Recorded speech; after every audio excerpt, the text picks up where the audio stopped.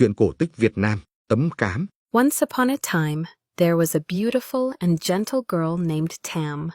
Her mother passed away when she was young, so her father remarried another woman. Not long after, her father also died, and Tam was left to live with her stepmother. This stepmother had a daughter about the same age as Tam, named Kam. Every day, Tam had to do all the hard work around the house, including herding the buffaloes to the field. Meanwhile, Kam was spoiled by her mother, never doing any work, just eating and playing all day. One day, the stepmother called both Tam and Kam and said, "Today, go catch fish and shrimp. Whoever catches more will get a reward, and the lazy one will be punished. Do you hear me?" Tam listened obediently and worked hard by the pond, all day catching fish without resting. Kam, lazy as always and relying on her mother's love, chased butterflies and picked flowers for fun, then lay down and took a nap. By afternoon, Tam cheerfully said, "I've filled my basket. Let's go home now, Kam." Kam looked at her empty basket and thought to herself, "There's nothing in mine. Mother will scold me for sure. I must find a way to steal Tam's fish." Thinking so, Kam said, "Sister Tam, your hair is all muddy and dirty. Why don't you go wash it first? We still have time before going home." Tam believed her words and left her basket by the bank to go wash her hair in the clear water. As soon as she turned away, Kam poured all of Tam's fish into her own basket and rushed home first. When Tam came back, she found her basket empty by the pond. She burst into tears, knowing she would be punished. At that moment, the Buddha, a kind spirit, appeared and said, "Don't cry, my child. Look carefully in your basket. Is there any fish left? I will help you." Tam looked and replied, "There's only one little goby fish left, sir." The Buddha smiled and stroked his beard. "That's good enough. Take that goby home and release it into the well. I'll teach you a rhyme to call it up to eat. One day, it will help you." Tam did as she was told and fed the fish every day, saying, little goby, come eat my golden rice. Don't eat the moldy porridge from others' place." The stepmother and Kam grew suspicious. The mother told her daughter, "Follow her. Let's see what she's doing by the well every day." Kam spied on Tam and saw everything. She rushed home and told her mother. The next day, the stepmother sent Tam to herd the buffaloes deep into the hills. At home, she and Kam imitated Tam's call, lured the goby out, and caught it to cook. That evening, Tam called her fish over and over, but it never came. Only a red spot floated to the surface. Tam cried, "Oh no! My goby is gone! Hoo-hoo!" Once again, the Buddha appeared. "What's wrong, child?" "They took my goby, sir." "All right, don't cry. Gather its bones, place them in a jar, and bury it under your bed. You'll need it later." Tam searched the kitchen but couldn't find the bones. Just then, a rooster flew in and crowed, "Cluck, cluck, give me a handful of rice. I'll dig up the bones." Tam gave it some rice, and sure enough, it scratched through the ashes and uncovered the fish bones. She buried them where the Buddha told her to. Some time later, the kingdom announced a grand festival. Everyone was excited to go.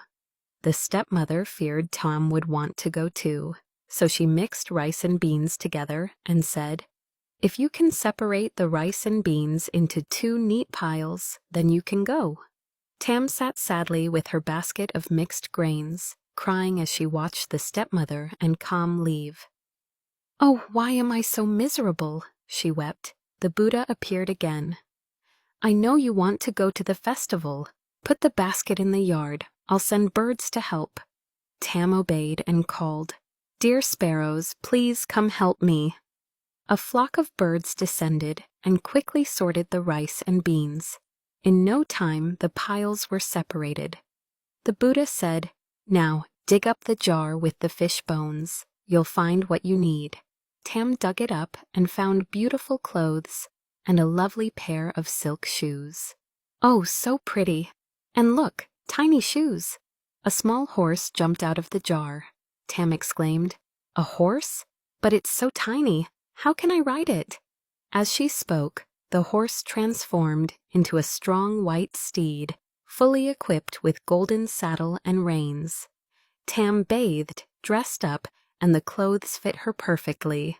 She climbed on the magical horse, which galloped swiftly toward the capital.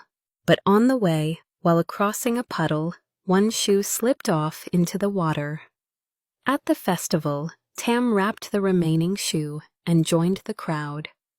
At the same time, the king arrived, but his royal elephant refused to cross the puddle. The king said, "Strange, why won't it go forward? Search the area." The soldiers found the little shoe and brought it to the king.